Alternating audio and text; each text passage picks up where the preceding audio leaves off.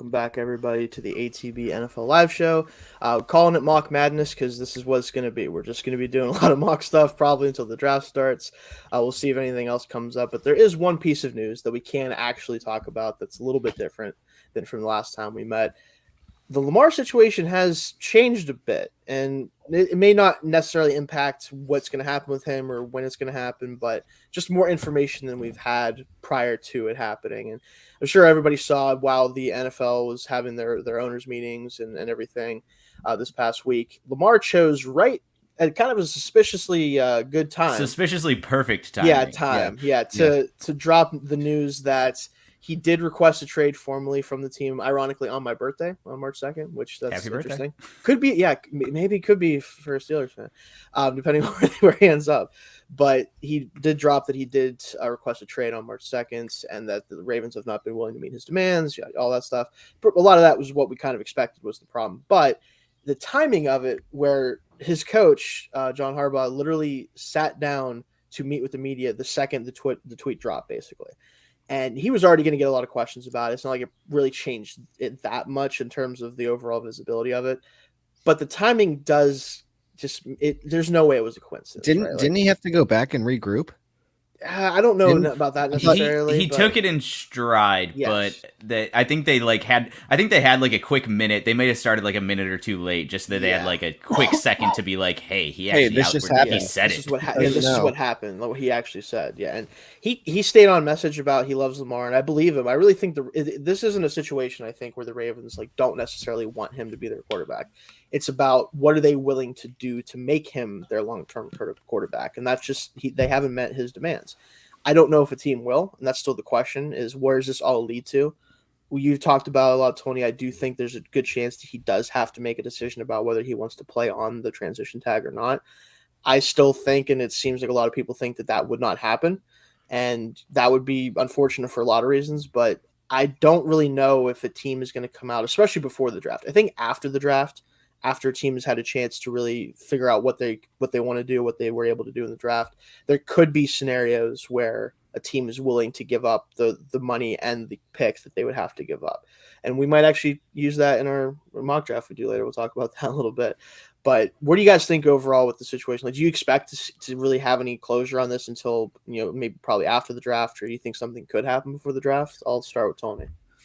I'm pretty torn on that because from Lamar's perspective, I don't expect anything to happen until after the draft. I'd expect it to be more of a just a random news day in July. Probably.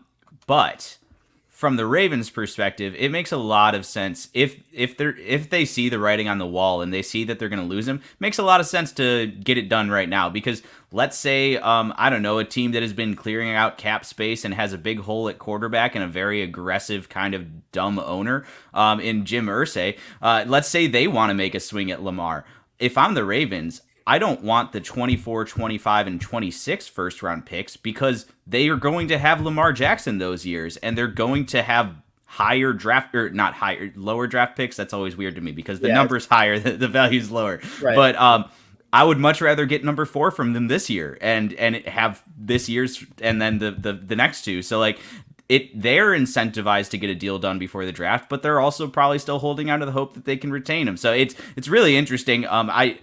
I don't know how much this changes in terms of what actually happens. It does change how we analyze it and how we're now it falls into our guessing game and trying to figure out what's going to happen. So I do think that the Ravens probably, if they feel like they are going to have to trade him, they'll want to get it done before the draft. I think Lamar is more incentivized to kind of just wait it out.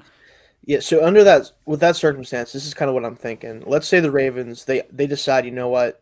We don't want to try to have this feud with our quarterback. We don't want to have to deal with this. We think that we've done everything we can to make Lamar want to be here, even though a lot of people will disagree with that, and I kind of am in that boat. If they think that, they don't think there's any way they can salvage the relationship at this point.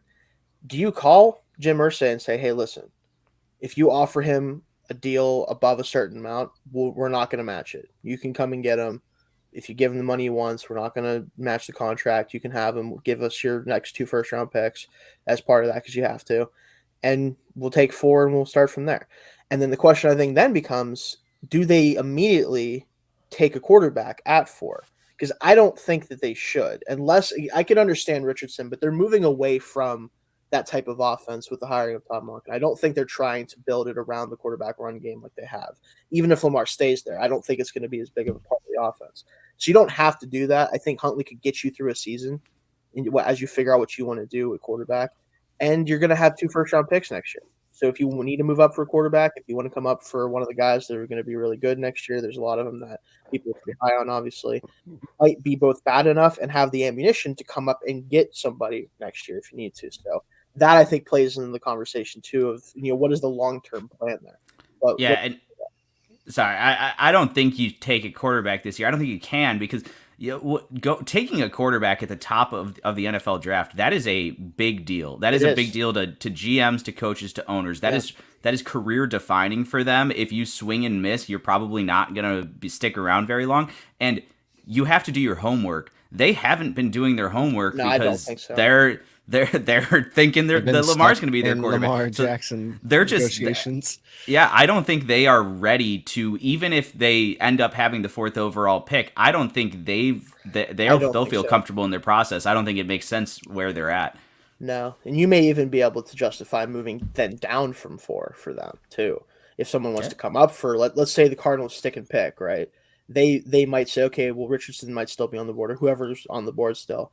Somebody come get him, right? And that might be where that happens because, again, you have more ammunition. You can get picks for next year again, and you can move down a little bit and still probably get a really impactful maybe corner or another defensive player that they need. So that would be very interesting. I think it would make sense for the Ravens, again, if they really don't think they can salvage it. Or if Lamar's basically telling them, like, listen, I really don't care what you do at this point. I'm not playing for you. If that's what the conversation is, I think if you're the Ravens, you have to kind of do this because I don't think that it benefits them to try to force this relationship because Lamar is definitely a bit of a weird guy in general, but I think he is also very much a guy that, like, he means what he says. Like, there's no sugarcoating. There's no, like, oh, well, this or that. He says what he means.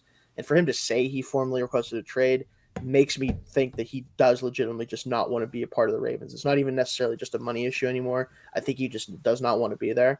Hopefully for their sake that I'm wrong about that. For my sake, I hope I'm right, but that's more of a selfish reason. But what do you think, Zach? Anything you want to add to that? Well, yeah, he had already announced that he wanted a trade before March 2nd. He didn't during the season, if I'm not mistaken.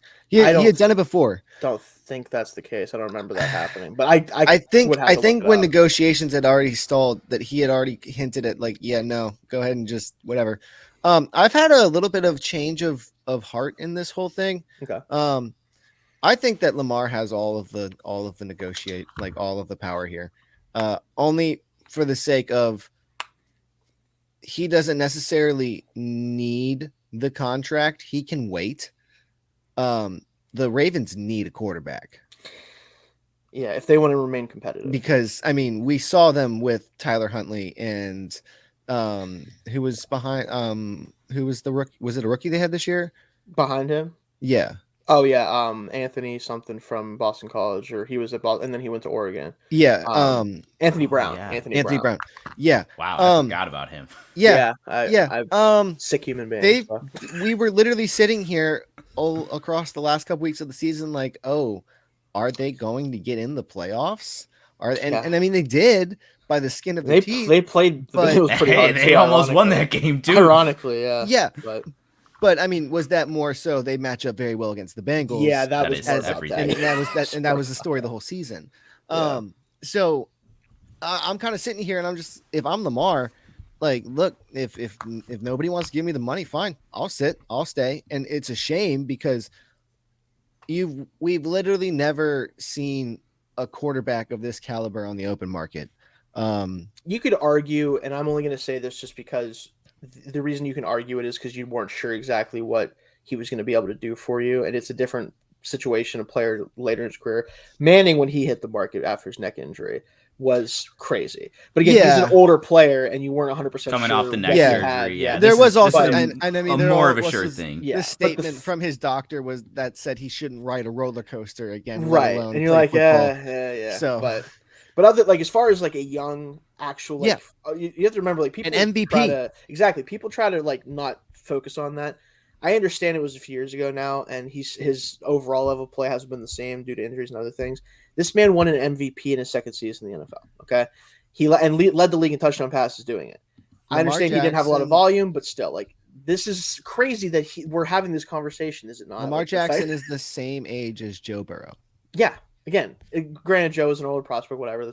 Again, he's been in the league for 5+ years now. Yeah. And it's still in the middle basically the Tremaine Edmonds thing that we were talking about. The fact that it's like, oh my gosh, but I mean, that one's a bit crazier. Yeah. So, it's so confusing because really we should be sitting here and saying, yo, like, I know it's a crazy amount of money and maybe shouldn't do it, but like, if there is a player, he probably is worth it. Like, and that's where we've talked about the resetting of the market and everything. He's not problematic. No. Like that. And that's where I think Tony brought this up. That's where this whole wrench gets thrown in. It's like, man, if there was a guy that you would probably give this thing to based on performance, because you don't even have the performance from Deshaun Watson. You don't have the same right now. At least not right now. You don't even have like the MVP or anything like that. Like, he had a couple of good seasons and he looks really good, but you're like, it's still a bit like, oh, let's get him on a better team with more weapons, see what happens.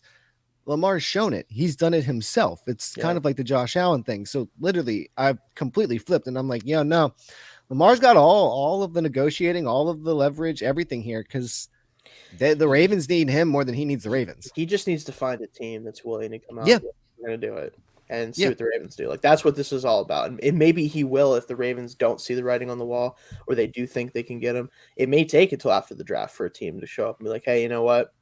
We didn't like the quarterback options, or we're not comfortable with who we got. Like, what's it going to take? Like, what will you sign? Right. Yeah. And I don't know if in his tweets and what he was sending after his announcement, if he said that he needed a money that was guaranteed to the point that was passed. So that's the thing, is he said he's never made the comment so far that he wants more, like, fully guaranteed contract.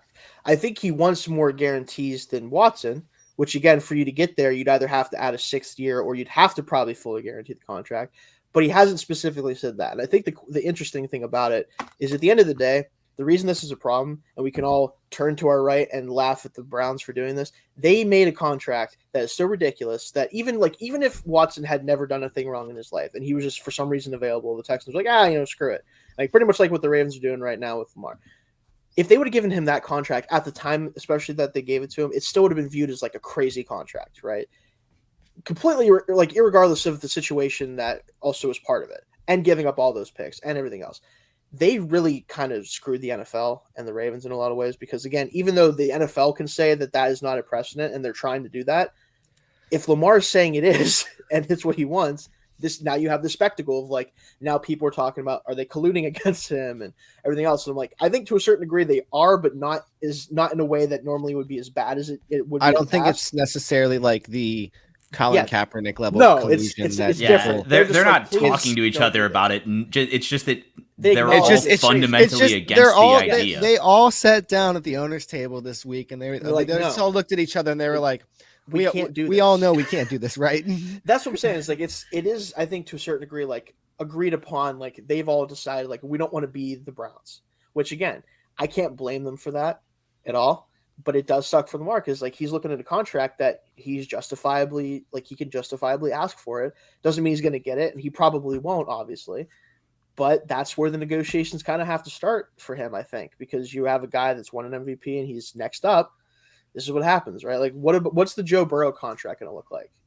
Even the Justin Herbert contract. The Joe Burrow contract is going to look like the Patrick Mahomes contract, and there is no potential for anything more than that, because the Bengals owners cannot afford to put the money in escrow to give him any more guarantees than rolling guarantees, which don't have to go into escrow. Like, we know the structure of the Joe Burrow deal already, because we know how much cash the owners have on hand. Like, and that's not just the Bengals. Like, that is the majority of teams cannot afford. Imagine if he was on these contracts. The Raiders would just have traded. They are the most cash poor team in the league. Yeah. He'd be getting like he would not get a single dollar guaranteed on that deal. They'd be like, no, we're paying our last 3 coaches still. We can't. Yeah, sorry. We still owe a lot to John Gruden. Sorry, but yeah, this just can't work right now. The point being that I think this is kind of where we'll stop and we can move into the mock. But I think Lamar, ideally, what I would want to see happen. Now, again, part of this is selfish. Part of this is because I actually like Lamar a lot, and I'd like to see this happen to him. I think I would love Indy because, again, they're the team that I think has the highest potential to just be like, screw it. Why not?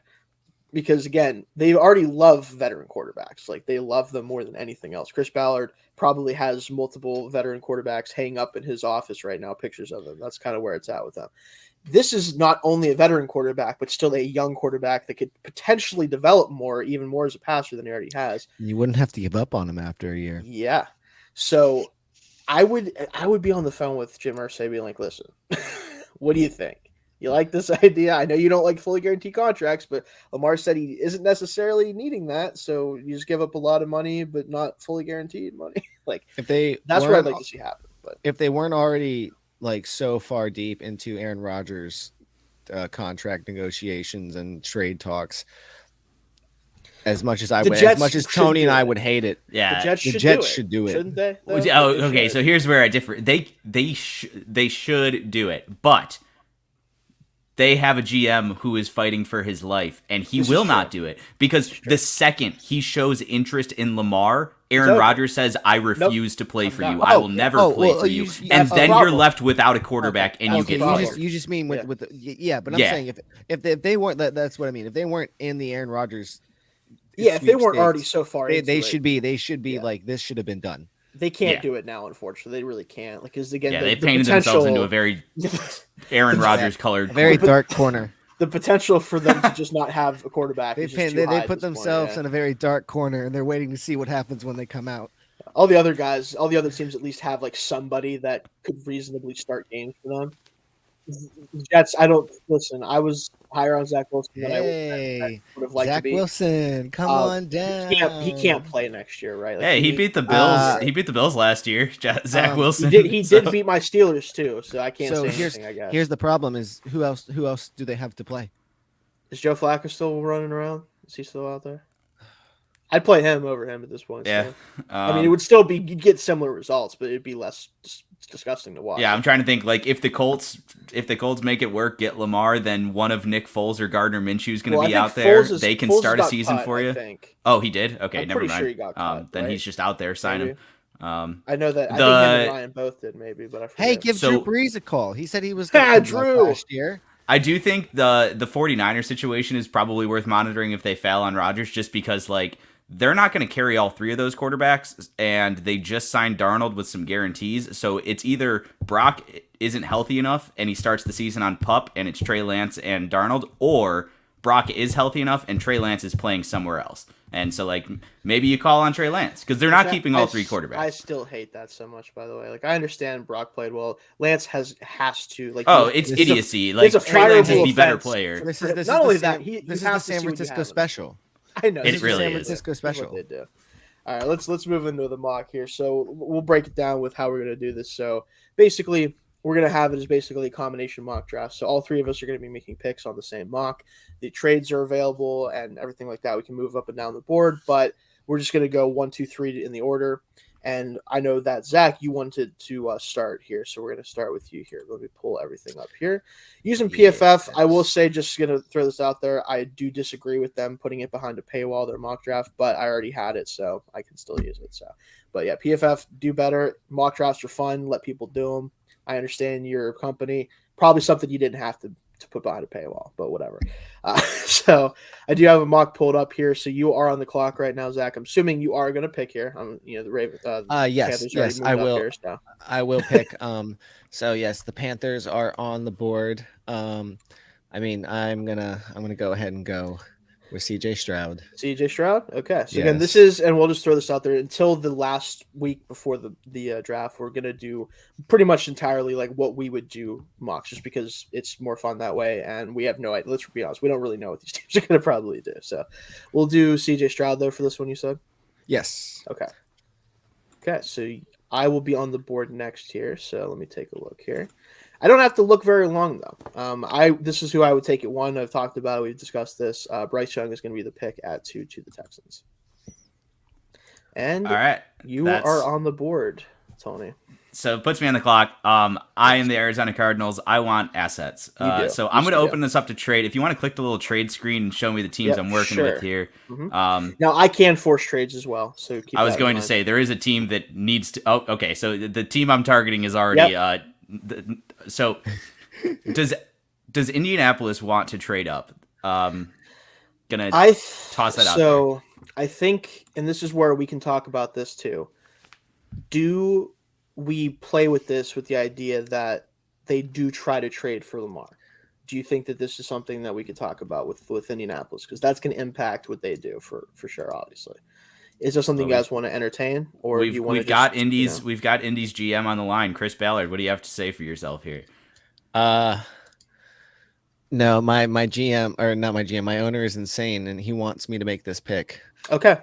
So okay, I think that's the spot where we'd be looking. So yeah, if you do want to move up though, to get the quarterback, if you want Zach, that's something you could entertain as well.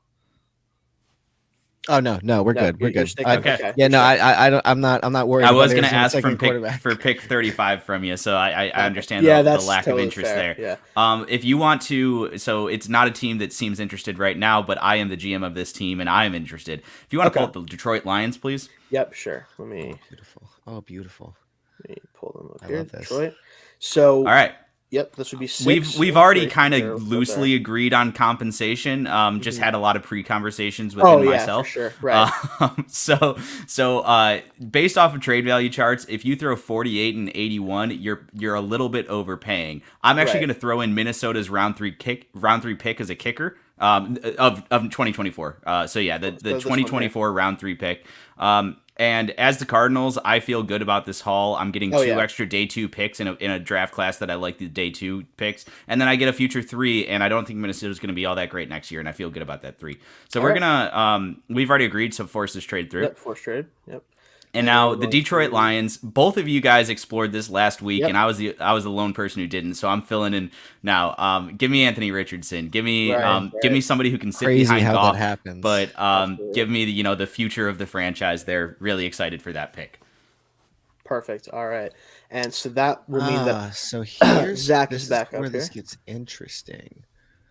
Yep. So you have Colts here, and they obviously need a quarterback theoretically, but I don't think you want to go Levis here at 4. Yeah, I'm trying to do the trade on my current. So we did 48. It was 6, 48, 81, and then a third the next Minnesota's year, third. That was them paying up a little bit though for a quarterback, so got to keep that in mind. So confirm. Okay, sweet. I just wanted to make sure I could do that in my sim. All right. So Anthony Richardson is off the board. Yep, we go 1, 2, 3 quarterbacks. So everybody available outside of quarterback. So let me take a look here. And as the Indianapolis Colts, I'm sitting here and I'm thinking, that's not what I wanted to happen necessarily. Okay. But sorry. That's why you move up if you run and get your guy. Yeah, no. So we're gonna pivot because I'm not liking this anymore, and we're gonna take best overall player. We're gonna take Will Anderson Jr. because I still need an edge rusher, and the best player in the draft is still available. Yep, there you go. Okay, so I'm back up on the clock here at Seattle, and this is where things get a little bit interesting because I think. Now, I have to assume at this point that we will know what really Jalen Carter is about before the draft, right? Like they will have a good handle on what they think his situation is. Seattle has pivoted from kind of the strategy of like, we don't really care who you are. We're just going to take you if we like you strategy. Like, I don't think they're necessarily going after just anybody anymore. I do think they have a culture they're trying to build there to a certain degree. So I think if he doesn't fit that, or they don't think he does, that could keep him from getting selected here. But for me, I haven't seen enough hard evidence to suggest that he has enough issues where you can't take him here, and he's the best player on the board. So I think I have to go with Jalen Carter here. So this is what I anticipated, and it's really unfortunate. So like, if I'm the Cardinals, obviously I want to be able to trade back and get Will Anderson. Like that is the goal. Yes. That obviously immediately dissolved. So I still want to just get an impact defender. And I have needs on the trenches. I have needs in the secondary. I am going to take somebody who Arizona has a funny little thing of picking just like short kings all across the board. Give me Devin Witherspoon. Oh, okay, all right. I love the mentality he brings. I think he's very similar to Darius Slay, and we have Jonathan Gannon coming over from Philadelphia. Mm-hmm. So I feel comfortable with that as the first pick of Jonathan Gannon's tenure there. I like it. I like Witherspoon a lot, so I can't argue with you there. So you're back up here, Zach, and pick 7. What are you thinking here for the Raiders? 7 for the Raiders. Ooh, so I'm the Raiders, and I need some help on the line. You need a lot of trench help. You need help in secondary. You need help kind of everywhere. Yeah, to protect my fragile quarterback, because I would like to see him start some games. So I'm going to go ahead and take I'm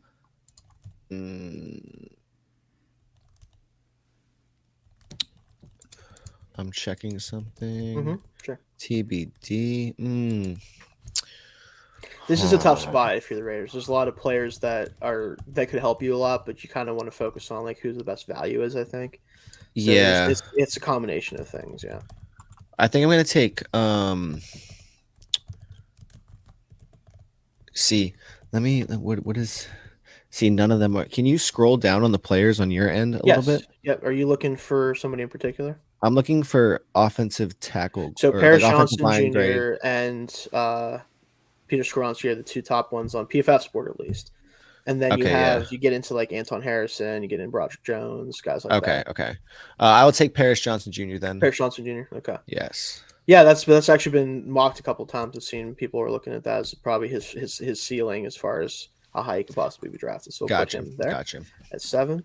And then so that would put me back up on the clock here at 8. And this is really, for me, it's a combination of 2 things. Do I go edge potential with Wilson, or do I go Christian Gonzalez? That's kind of the 2 things I'm looking at here. Bijan. Yeah, I don't listen. I'm not one of those guys that thinks that Bijan is like the 4-headed running back monster. Yeah, yeah, right. I mean that would be obviously a lot of fun, but I don't think I'm gonna do that to him. I think that at this point, obviously, I think edge is the bigger need, obviously, because you have Terrell at corner, like you have guys in secondary, brought Bates, and so it's tough. But they don't really have a guy like Wilson. They don't have that supercharged, like giant athlete kind of guy at edge, and I think that they really could use that. It's a little higher than I like to take them, but I think that the fit and the need is there too. So I'm going to go with Tyree Wilson here at 8. And then that'll put you back up on the clock there, Tony. Yeah, very interesting spot. I definitely want to lean offense just to, build around my guy. So I'll tell you guys this. The two names I'm looking at are Peter Skoronski and Jackson Smith-Njigba. That's what I figured. And a sliver of me is considering Bijan, but I can't do it. But that'd be fun too. That would be fun. In the top 10, I would cry. Yeah. So it's tough because, like, what is this, 2012? I think they'd like a true tackle. Yeah. And Skoronski, like the upside he has in this pick is that you just need offensive linemen, and he's going to fill one of your 4 open spots. Exactly. But then Jackson Smith-Njigba is just awesome. He is, yeah. It's tough. Give me JSN. Let's have some fun. All right. Yeah, JSN. Yeah, I don't disagree. I understand. Like he'll open up things a lot. It'll make the receiver room really, really strong. Like because if Claypool is like your 3rd or 4th receiver, that trade is never going to work out. I hate to break it to you, Bears, probably not, but it makes it a little bit more palatable. He could be a useful piece in that type of way. So back to pick 10 here. Oh, this is beautiful.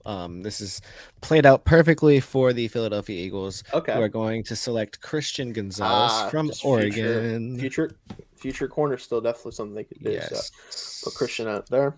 Okay, pick 11 for me here. Perfecto. Now, the Titans they're in a tough spot. I don't know. Like, there's a couple players that I could see them taking, and I think it comes down to whether or not they're going to try to still build upon their like ground and pound method of offense, regardless of who the quarterback's going to be in the future, or are they going to try to get more explosive to try to take advantage of what they still have going on offense? Like, I could see them taking even a receiver here. I could definitely see that, even though it's early for everybody else. I think I could see that happening. Skoronski's sitting there. at 11. Like he can play multiple spots. Obviously, they need help across the line still. If Van Jackson Ness, Smith, if JSN is still available, they pick him in a heartbeat. yeah, with him going at 9, you don't have to worry Yeah. about that. I think, I mean, Van Ness is a guy that I know Vrabel is going to like a lot. I feel like he could definitely be the pick there. And because I did have them taking Wilson in the mock we did last week, so I actually think I'm gonna go Van Ness here to fill that like bigger bodied edge role for them. So I'm gonna go Van Ness. And we're back at 12 with Tony here again. So I am going to pose the question of does anybody want to move up? We do still have Will Levis on the board. He's going through a bit of a fall. He is. Are any of the quarterback needy teams interested? The teams I'd be like outwardly calling are like Tampa Bay, Minnesota. There's really not a lot of suitors, which makes this tough. But just fielding calls. Doesn't have to be for Levis if you guys like somebody and want them on your team. Let me take a look. I speak as a representative for Tampa Bay. This is for Houston's pick. Yes. Yeah, 12. So 12 and obviously 19.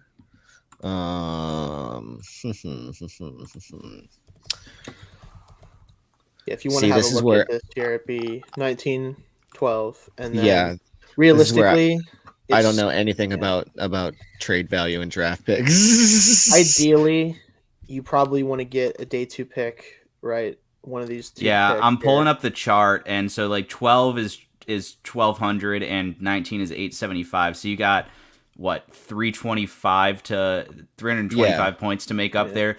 If they wanted to send 50, that's 400 points. That's kind of like building in the quarterback compensation. It's a steep price to pay. So that's just information if you're interested. What do you think about getting these 2 picks here and a third rounder the next year? So that would be 82, 153, 153, and then a future third. Yeah. Honestly, the chart I'm looking at right now, that still puts me off by like 100 points. Gotcha. I wouldn't be interested there. So here's the, I will sell it for pick 50. I won't entertain other offers. Okay. Yeah, I think they have too much to fill. That's kind of the issue they have. Okay. Yeah. Understandable. Just a fun little thought experiment. Wanted to open up and see what happens. This is why this stuff like this is good. Then give me Nolan Smith, edge out of Georgia. Edge out of Georgia. Okay. I like throwing fun profile edge defenders at D'Amico Ryans. Yeah, that's totally fair. So we'll do Nolan Smith here for that. Pick 13. So we're going back to Zach here. Obviously, the Jets need a lot of help. They need a lot of offensive line help. They could use help. It looks like a linebacker there, but have we done on the board? Okay, so we haven't done a pick for the Jets. So I have a question about this pick. Sure. What is the quarterback situation? I don't think 13 is a part of that trade. I just don't think so. No. I mean, do they have Aaron Rodgers or not? We're going to assume they do. Oh, okay. So I'm assuming they're going to get him. I'm assuming it won't happen before the draft. No, but I think that we have to assume at this point. Okay, so because that's interesting, because realistically, if you're the Jets and you don't have Aaron Rodgers at this point, do you take Will Levis? If the trade completely falls through, I think they could consider it. But that's where if they're still in negotiations and they take Will Levis, you just pissed off Aaron Rodgers. You're done. Yeah, it's over. So this would only be I think if we heard before the draft that it's not happening. That would be where that pick would make sense. So at this point, either it's in the works or like there's still no news. Right at this moment, yes, but I think for this mock, we should assume he's. I'm gonna hinge on that then. Yeah. And I am going to take. Did we take Skoronski yet? No, he's still on the board. No. I'm going to take Peter Skoronski. Okay. Yep. That makes sense for sure. So we'll move forward here. So the Patriots are on the clock for me, and I think that this is a pretty easy decision. They need help at tackle really badly. I think they need to find somebody who can actually. Oh, you mean they're not going to take the third white quarterback in a row? No, I think they're going to take. I think Roger Jones is the picker. It's a little bit early for where he's at as a player right this minute, but his potential is through the roof. He's a great athlete, and I think they need somebody that's a prototypical tackle that can. I think they sprint that card in. Yeah, I think it's very easy. Yeah, so they take Roger Jones here. So we're on the clock at 15 with Tony. So you have 15 for the Packers, which again, they're kind of under the assumption that Jordan Love is the quarterback for them. I think they're definitely rolling with that, which I totally understand. But Aaron Rodgers is still on the roster. Yeah, well, he ain't gonna be playing for that. So I'm just gonna tell you that. Yeah. If the Jets were to somehow pivot off of Rodgers as the current GM of the Green Bay Packers now, I would actually be willing to do like a straight up Brock Osweiler deal where I'm paying somebody to take his $60 million cap hit off of my team. I want the headache gone. If you have to, yeah. So that's where I'm at. There's no scenario where I'm building around Aaron Rodgers with this pick. I love how they have QB as needs, as if Jordan Love isn't a person. Yeah, I mean, he hasn't shown much just because he hasn't gotten to play. But he hasn't had any meaningful snaps. Exactly. Yeah. So I do have some disagreements with the needs being listed here. But yes, I do too. One of them I really agree with. But so last week I did Michael Mayer because I was just stuck on this pick and didn't know who to take. Mm-hmm. I'm not going to go back to that well. I want some diversity in what I'm doing here.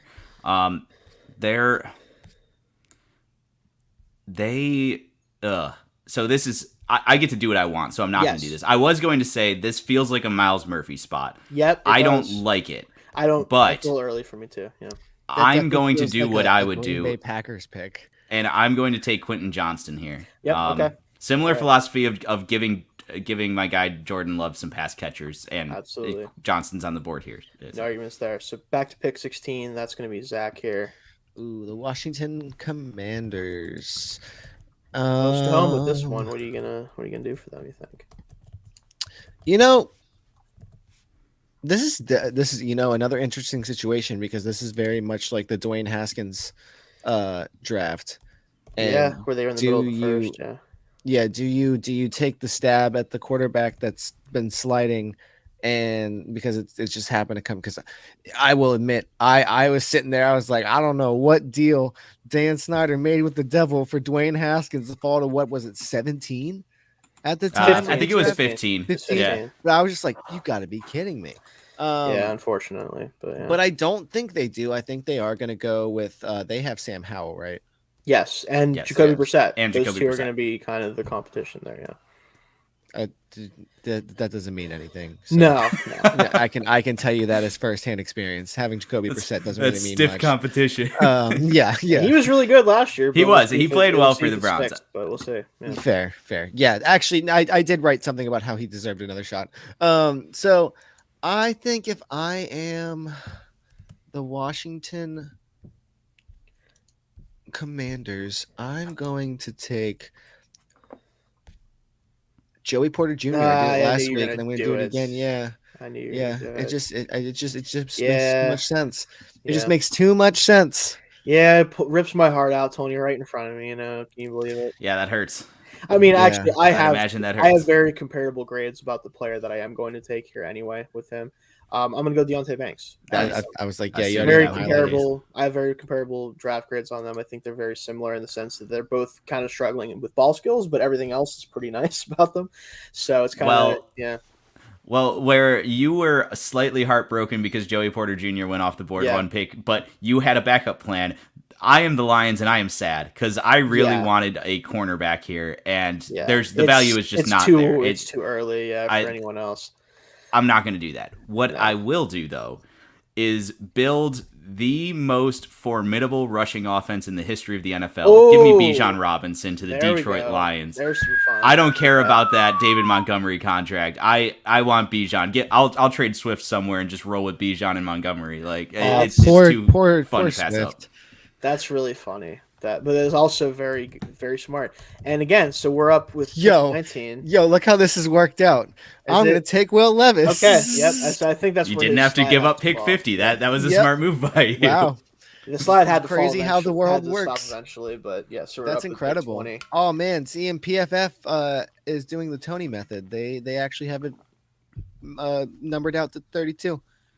No, they that's a null pick, so they still go 21. It's 31, I'm alone in my weirdness there. Yeah. Okay, never mind. I thought. So for me, there's a player that I've been thinking about for them for a while now, and I believe I may have done it in my mock I did last week as well. I'm going Zay Flowers here to the Seahawks at pick 20. Okay. Get them a third receiver who can be the 2 receiver when eventually Lockett gives up on trying to just not get hit anymore, which is still the funniest thing in the world that he does that, by the way. Like, so smart, but also really funny to watch him just go down as soon as he gets a catch. But I don't blame him for it at all. So we're up at 21. Health and wealth, baby. Yeah. I shouldn't have said that I loved that pick because you just screwed me over for the second straight time. Yeah. Zay Flowers to Chargers is the most automatic pick in my arsenal. Like it is the only thing I'll pick for them if he's there. So I have to pivot.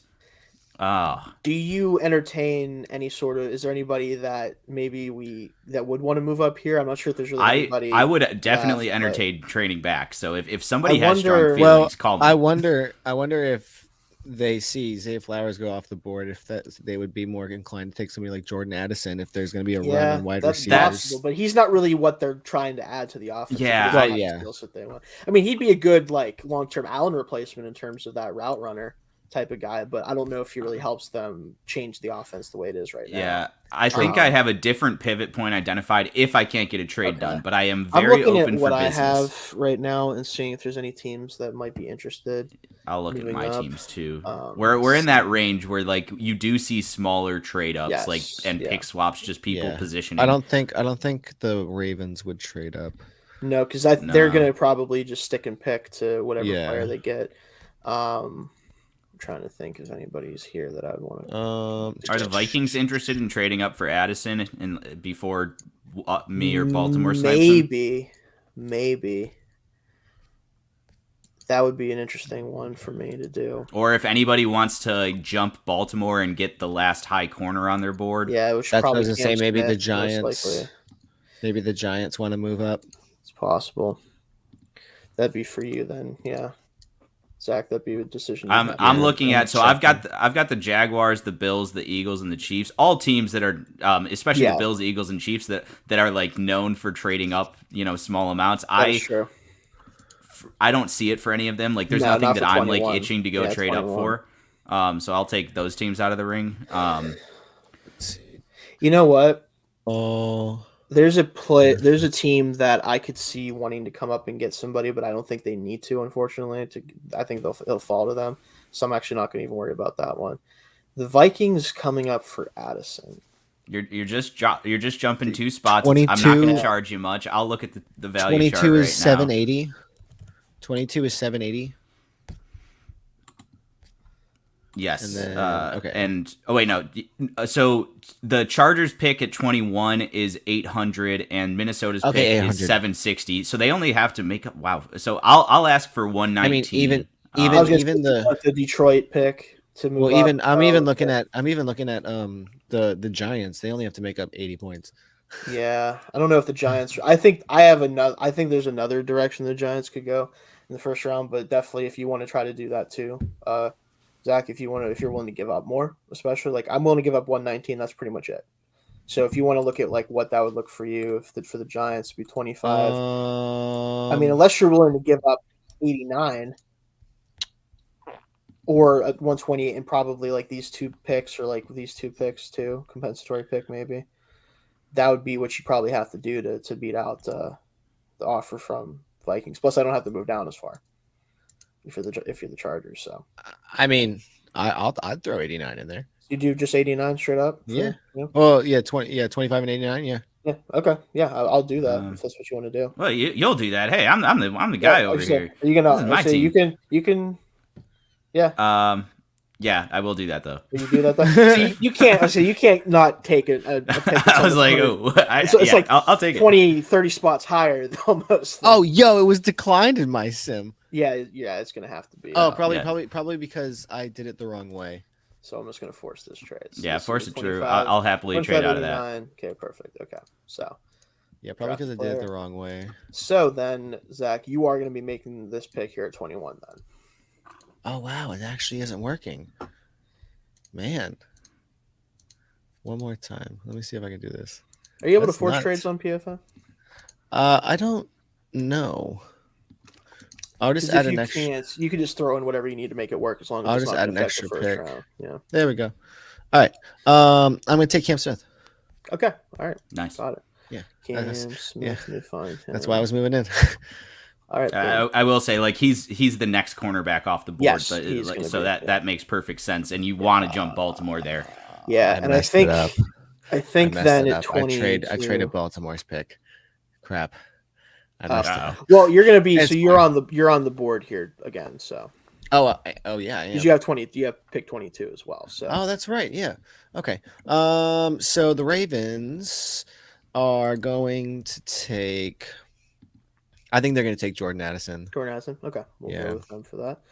And then 23 is me again here at the Vikings. So I didn't get to move up, but I think for them at this point, I think that Zadarius Smith is not long for the team. I'm pretty sure he's still on the team right now, but I He don't has not expect that been to cut be, yet, yeah. but the But assumption is that I that'll think happen. this is where you could entertain a Miles Murphy a little bit more than a little higher. He would be able to help them a lot from that perspective as like the big, powerful rusher, especially. I'll go Murphy here, I think, for them. All right. And so that puts me on the clock with the Jacksonville Jaguars. Yep. I'm running this card in. I'm not entertaining any trades or anything. Give me Brian Branch. That's what I was going to say. I figured, right? Branch. Yeah. And I'm up again. You are with the Chargers again. Yep. Ooh, fun. What's the Chargers tight end room looking like? Who they got there right now? I believe it is Parham came back on a small deal. And outside of him, there might be Trey McKitty still there. I got you. And then someone else, I forget. Let's see. Depth chart. Oh, Gerald Everett, too. Gerald Everett. I thought that was a 1-year deal. Everett's still on the team. Yeah. No, I don't know if he signed or not. But they have Gerald Everett, Donald Parham, Trey McKitty, and Stone Smart. Okay. Whoa. Stone Smart? That's a real person? Yeah, that's a good name. Yeah, that's a very good name. With 2 T's at the end of Smart. Even better. A little flair. Interesting. Did you guys hear about everybody's favorite collegiate player? Oklahoma quarterback General Booty is moving to tight end. Yes, I can't believe they did that. Like that's amazing. I can't believe they did that. I mean, that's awesome they did it, but I can't believe they did that. That's very funny. My favorite was the Battlehawks. They saying they're moving to LA, to Los Angeles. Yes, that was so funny. That was awesome too. Yeah. So this is tough. So basically, I'm looking at. I was kind of hoping I'd be able to, I don't know. I was hoping to get Zay Flowers. I wanted speed at receiver. I'm not taking Jalen Hyatt. I would have done a bigger trade back if I was looking at that. Yeah. But I will still reinforce my pass catching group with, I'm in the same division as Travis Kelce. I know the value of that type of player. I'm going to pick a guy that I hope can somewhat replicate the skill set. Nowhere near the production, obviously. But I'm taking Dalton Kincaid. I think very fun fit in that offense and surrounding Justin Herbert with pass catchers.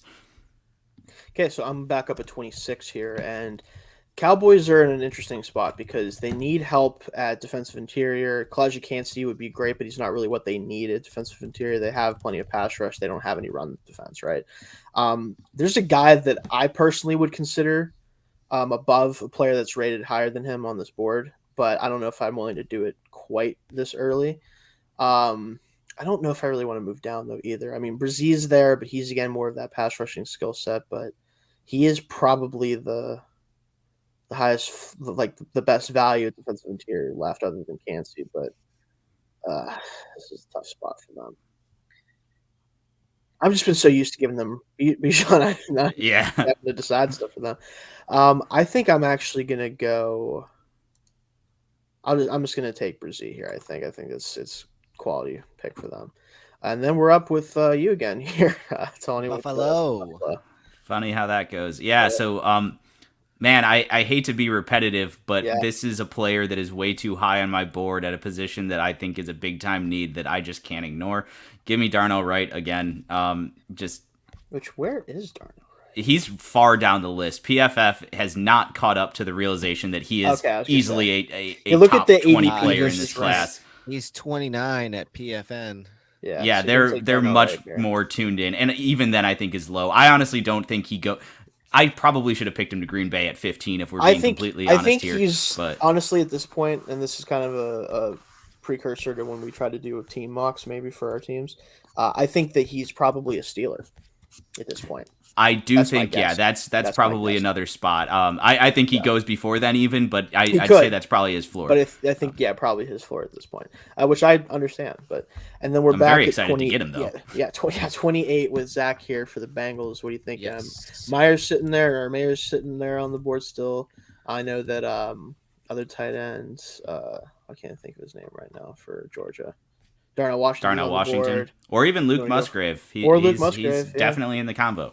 He's one of those guys too. He's fun to watch. When he didn't get to play much, but he was fun when he was on the very few snaps. He's a quick watch, worth your time. Who was the other tight end? I thought there was like a big three. Mayer. Well, there's Kincaid, Mayer, Washington, and Kincaid, and Musgrave's in there too. Who took Washington in their mock draft? Nobody yet. I thought no. I mean, in the last episode. Oh, Shane had him last week. Okay, Shane. Packers, okay, think, yeah. Right? Okay, gotcha. Because I was like, I remember him going in the mock draft. I just don't remember to who. Well, you're at the end here. What's their next pick? I think they still have all their second round, or all their draft picks for the most part. Yeah, they should have a pretty normal arsenal of picks. Yes, they do. Yeah. Yep, they do. Yeah, 60. Given how long it is, so this is where it's interesting. Where I'm looking at my rankings, and can you pull up the cornerbacks? I just want to see, how Forbes, how Stevenson, Williams, Hodge Thomason is really. Where's Ringo? Ringo's pretty far down. Yeah, he's down wow, here. He's at 74, ADP of 59.9, interesting. Which is where I have him really. He's a second round pick in my opinion. They over at PFN they have him ranked as 23rd. Interesting. Yeah, so I mean he's an athlete. He's an athlete. I've not seen him play good football yet. He's an athlete. Yeah. Offense. Let me look. Pull up the tackles. Sure. I do see a tackle.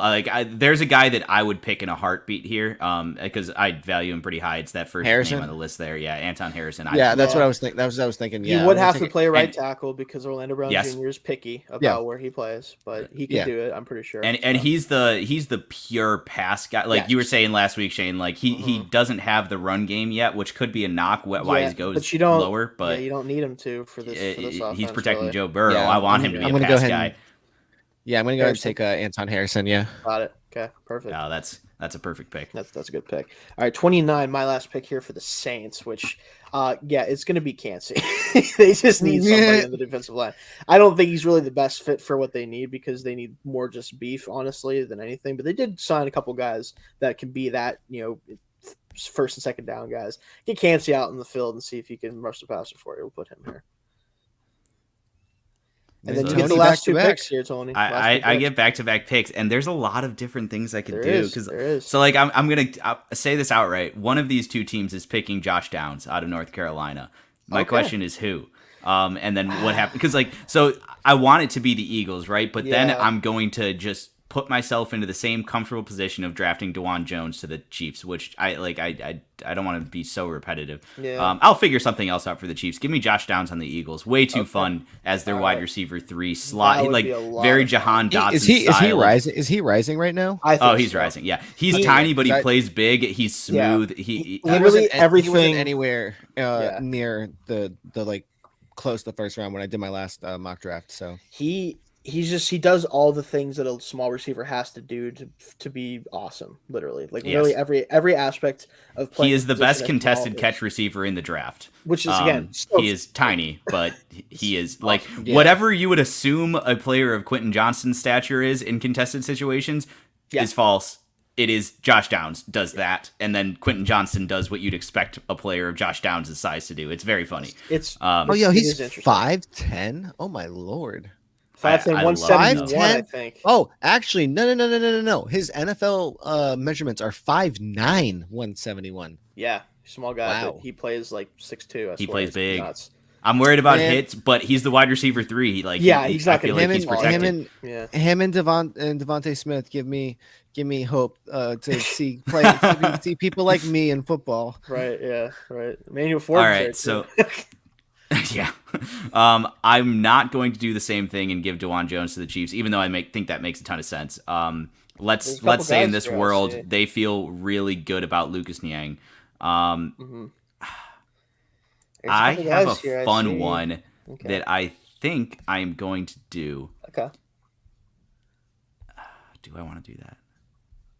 Yeah, I do. Give me Adetomoya. Yeah. Adetobori. I don't know how to say that. Sorry. I know he goes by Tomi. Give me the D lineman out of Northwestern. Adetobori. Let's throw him on here. So beautiful. Okay. I don't know where they're going to use him, but Steve Spagnuolo is going to do something fun with him, and I know that for a fact. So this is our mock, folks. I like it. I think a lot of these picks make a lot of sense. It was definitely a little bit more fun than our last one, just because we had to kind of compete with each other a little bit. Yeah. I'm pretty happy with what we did. I think for sure. This is kind of, for the most part, I'd say pretty realistic too, but like more of what we would want. I think Will Levis is the one thing. It's like he's definitely just going to go high because he's a quarterback, right? Like I don't know how high at this point, but he's going to go high. I mean, I feel like, although I do feel like there is a way that you can see him fall that low. It's possible. So here's an interesting thing. So 3 quarterbacks have gone, right? So 3 needs have been filled. You have Lamar Jackson floating out there, is something teams will draw their attention to. Yeah. We saw it last year where the teams just valued other players higher, and the Steelers didn't feel they had to trade up to get their guy, and the first QB went at 20. And so him going at 19, especially after other teams are filling their quarterback needs elsewhere, it's not super unrealistic. I think it's definitely a scenario that I'm happy we explored because it's possible. And I don't think we see it. The only thing that would change, I think that he could slip outside the top 5-10 picks. But I think that a team like Tampa actually would make the move up to get him. Yeah, so that's the only difference. They'd probably make the trade. It's kind of actually what, if you remember Daniel Jeremiah's mock draft 3.0 mock draft had Levis going at 19 to the Bucs, but with the caveat that they're probably going to make a move to get him. So he just put him to the Bucs just to make that known. Yeah. So that's kind of what I think you could look at ours at too and say, well, it's not super realistic for him to fall to 19, but I think the team that picked him could be more realistic than people think. So it's going to be interesting to see. I think if the board starts with 3 quarterbacks, right? If the Cardinals do move out of that pick, it's really going to complicate some things for certain teams that we're hoping to either for some teams it's actually be a benefit because they're going to have more of the defensive players that are out there that are going to be at their disposal. But it's going to be interesting to see how it plays out. And something that I feel like I need to call out, Shane, that you should be ecstatic about is that we just went through a first-round mock, and DeJuan Jones was not picked. And the team that owns the 32nd overall pick, the team that picks the first in the second round, just took a cornerback and would then be able to double down and take DeJuan Jones, who is worthy of being a first-round tackle. I think this was a good day for the Pittsburgh Steelers if the draft plays out this way. Ideally, yes. I will say we're going to do, I think next week, we are going to do team-specific mocks for a couple teams. I think what we're going to do is going to, based on, for you guys, I want to have you two do for your divisions, right? Since you're in the same division, I want you to do every team for your division because I want to see you guys kind of duel it out, see what you guys think would be, try to hurt yourselves and also help yourselves, if that makes sense. And then I'm probably just going to do the AFC North and then maybe pick another division too. So there's still more divisions being included, but that's probably what we'll do next week. Do we want to work that? Because we'll figure that. We'll figure that out. But I just wanted to make sure kind of what to expect next week. We'll sort all that out, but that would be fun. Definitely want to get our team involved specifically so we can kind of focus on, because I'm sure, at least for me, I'm sure Tony could say the same thing. I've been focusing a lot on what I think Pittsburgh could possibly do. So we'll see what we kind of think there, but there hasn't been much excitement for me. For the Dolphins, we'll see. You can think about what you would want the Bills, Patriots, and Jets to do that would hurt them. Like you'd be one of them should take Jake Haener in the first round. Jake Haener to the Patriots, best quarterback. True. Yeah. No. Will Levis. They can take Will Levis. Yeah, just keep the train going with exactly weird Zappy, Jones, and Levis. You're bound to find a good one there. What a wonderful quarterback room. 0 cookout invites coming out of that quarterback room. Wilson. They could also sign Wilson. Oh God. Oh my gosh! Just collect all the awkward white guys you can find. Anyway, unless you guys had anything else you wanted to note, I think I'll do it for us this week. Shorter show than normal. Get you guys out of here a little bit quicker, but. Anything you guys want to add on to here at the end? No. I think Go it's all Bills. good. Go UConn. always Go UConn. Yeah. No, Aztecs. Let's do it. I picked I them want my to lose money. in the final to Kansas, so I'm just gonna hope that they win the final now that I want Kansas. my money. I want my $130. Hey, then yeah, that's the right thing to vote for. But all right, Yeah. we'll see you guys next week. Thanks for joining us.